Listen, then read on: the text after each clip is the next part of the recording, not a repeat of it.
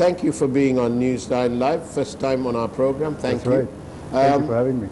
And let's ask you straight away, how's the campaign going? It's going well. I mean, we have a lot of restrictions this time because of the COVID situation. Right. You know, it's not a traditional way of campaigning, so we have to think about, you know, the health factor as well, and the restrictions that have been placed by... So no mass meetings? No mass meetings. The mass meetings have been restricted to 500 people. Right, in a big hall or some sort of thing. That's like right, which have with social distancing right. You know, regulations. And the pocket meetings are restricted to 100 right. people. So, and then of course there's also restrictions on how to market yourself, right. Market your number. Yes, now I noticed you haven't got a big board with your number on there. No, I haven't, no. What is your number anyway? It's number 13 actually. Number 13? That's right, yeah. Lucky for some. Lucky for some. Yes. Indeed. Well, that's amazing that you've actually decided to take it on. A lot of people would have run the other side when they were offered 13. Yeah. And in this new normal, this new campaign, what is it that the people are talking to you about? I mean, we've had COVID. Before that, we had the Easter attacks. Yeah. We had an economy that was going down anyway. So I'd like to know, what is it that you're hearing from them? Well, frankly, I think right now the people are not very, you know, they're not looking forward to an election. I think they have more things to worry about than going and voting. But from what when we go around campaigning is the hardships that the people are facing at the moment, the economic strain that they're feeling, the cost of living, and they're scared that they're going to lose their jobs. Because a time of grave concern right now. Lot of issues for the people, yes.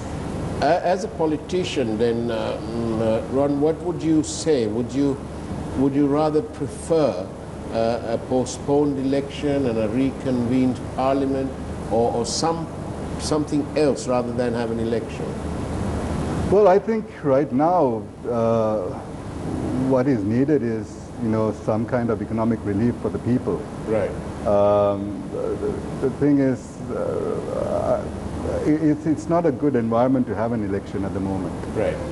I mean, some may accuse me of saying that we are scared to face election. We are not scared to face election, but with this current environment, with this COVID scare... You're scared fear, for the people, though. We are scared for the people. Right. And the people are also having other issues to worry about rather than an election. So I don't see a high turnout in the election this time. I think people are going to be worried about their health. They're going to be worried about other issues. It's a bit much, isn't it, when you have to choose between your right of franchise and your right to life. That's right, absolutely. But then the economy itself it was already on a downward trajectory. Yeah. I don't mean to knock your party, but the facts speak for themselves.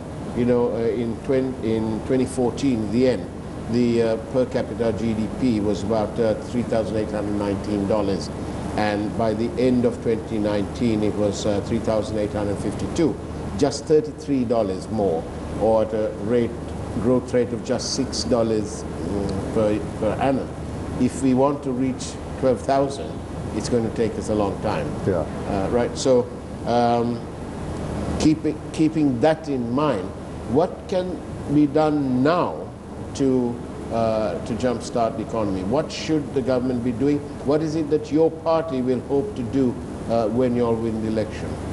Well, as you know, the UNP, if you take the history of the UNP, you know, it's during the UNP government that there's always been, you know, some stability in the economy.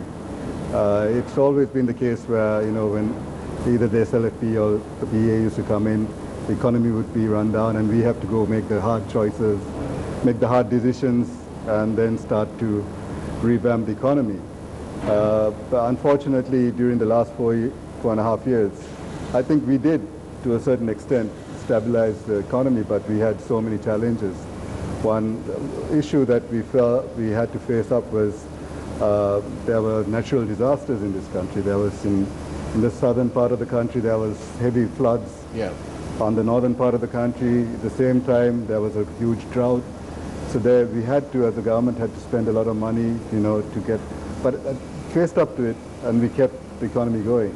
And then, of course, the biggest challenge that we had to face at the time was the terrorist attack on Easter Sunday. I mean, that had a huge impact on the economy. You were State Minister of Defense at the time. What do you say when you hear all this negativity in the press and so on, that both the President and the Prime Minister at the time were actually aware of these advance warnings? What do you have to say about that? Faraz, I mean, I still hurt to this day of what happened. I mean, it happened under our watch, and I mean, I know people who were directly affected by the bomb. Yeah. But I must say that, after the 52 days, when we came back in as a government, there was open hostility between the President and our government, Prime Minister and the government. So even that disaster was politicized, is that what you're saying? It was. I mean, in the sense, the President as the head of, he was the cabinet minister when it came to defense. Right? Me as a state minister, I have to clarify this as well. The state minister is a minister who is gazetted certain functions of the ministry. Right. And my functions as a state minister was the Ranaviru Seva Authority, the Cadet Corps, then the Batalanda, the Command and Staff College, and the Defense School. So these were only my functions. So this big label, State Minister of Defense. Yes, it's just a label. It's just a label. Yes, I didn't have the police. Well, good. Thank you for clarifying that, because I'm sure our public will appreciate that. So the police, the intelligence services, and the three forces came under the President. Right. He was the cabinet minister, and for him, I mean, I saw recently the BBC Sinhala had an interview with him, and the way he nonchalantly just said, I didn't know anything about it. I mean, he can't say that. I mean, he was the minister in charge, and he would have got that information. But we were not privy to that information. We were not called for the intelligence meetings. We were not whatever meetings. Was that a political decision that he made? It was a political decision that he made. To leave his partners out? Yeah. He pretty much controlled everything. From what I understand, the Security Council also did not meet, but he did bring the intelligence service and the three commanders and had discussions with them. Sort of a de facto meeting. That's right. Right. So we were pretty much kept out. We were not privy to any information. So we were pretty much blinded. What about the flow of information? As a state minister, even though you had subjects allocated that had nothing to do with the police and army and intelligence, did you routinely get any notifications? Well, before the 52 days, I was the Prime Minister and me, we were all invited to attend the Security Council meeting. In 2015, in the first few months, the Security Council would meet every Wednesday, once a week. Then throughout the time, because the President is the one who calls the meeting. Right. So then it became once in 2 weeks, once a month, then once in about 3 months. Then it became very ad hoc. And after the 52 days, we were not allowed to go and sit at the intelligence meetings or at the Security Council. I see. So there was no information that came to us. The intelligence services were not specifically told not to share the information. Oh, I see. Just ahead of a break, I want to read out one of the first questions that came through to us from a viewer. A viewer says that you are like the band that kept playing on while the Titanic sank below the waters. I'm still playing that band. But okay, so on that note, Newsline Live is taking a short break. We'll be back on the other side. Don't go away, because after all, this is Newsline Live.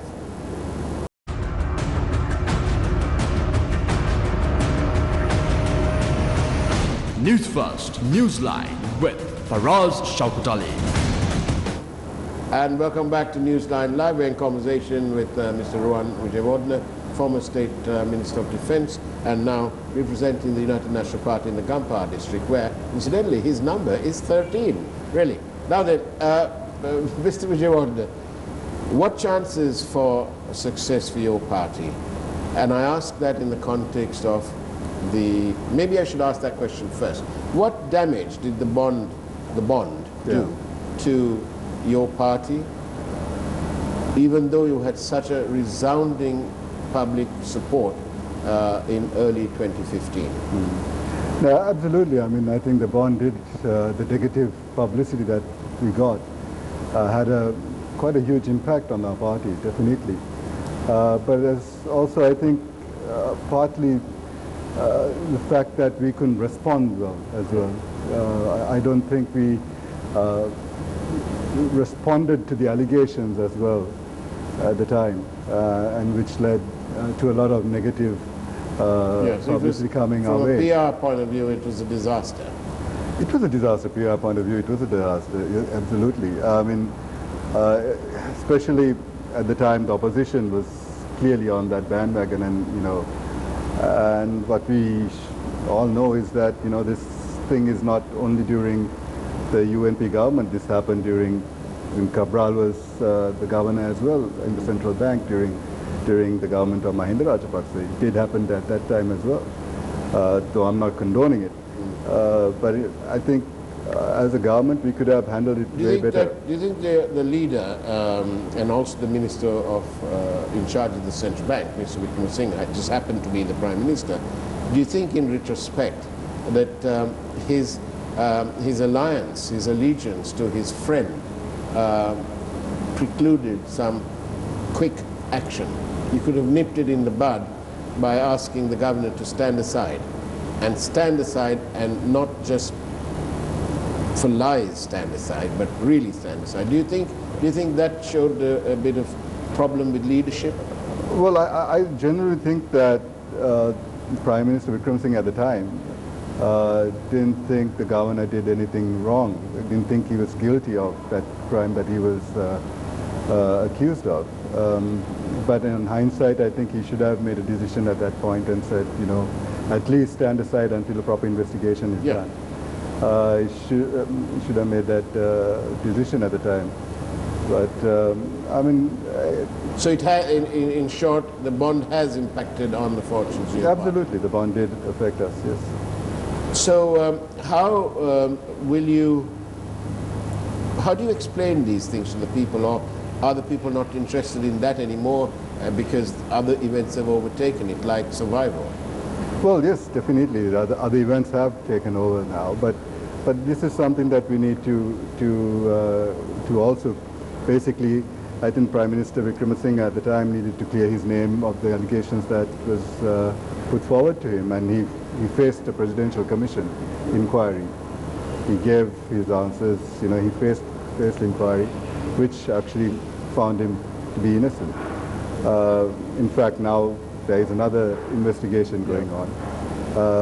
There was, of course, deep unhappiness, and probably led by all of us here at Newsfirst, right, because we found it odd in the extreme, legal as it may be, that he was asked to answer questions through the convenient method. Dapula was quite aggressive in his way of questioning. I was there the day Prime Minister went to answer those questions. But the commission has found him to be, they said that there was no evidence to link it. Yeah, and now, of course, the present government is also now conducting an investigation, and he will cooperate with that investigation as well. I mean, he's. Although Rohan Wijewardena, in a Westminster-style democracy, of which Mr. Wickremesinghe is fond of espousing that cause, in a Westminster-style democracy, the very fact that it is not the PR, as a viewer is pointing out, it is not the PR disaster, but it is the fact that the bond scam happened. And in a Westminster-style democracy, Mr. Wickremesinghe would have said, "Tata bye, thank you, I'm stepping down," because I was the minister in charge. In India, a minister of the railways resigned, after a train crash.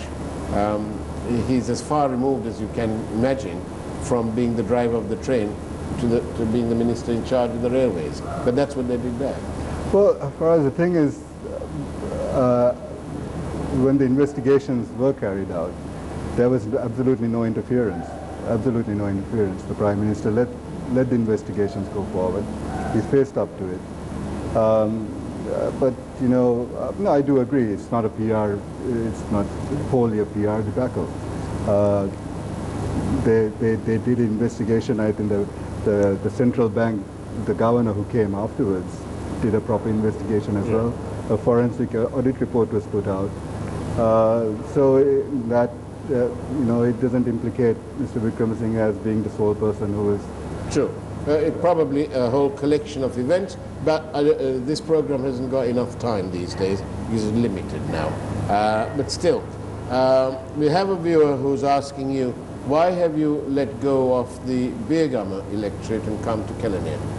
Well, that, in fact, it was not an easy decision for me to make. It was actually not my decision. Beergama electorate is, I think, we have that organization going on quite well in that area.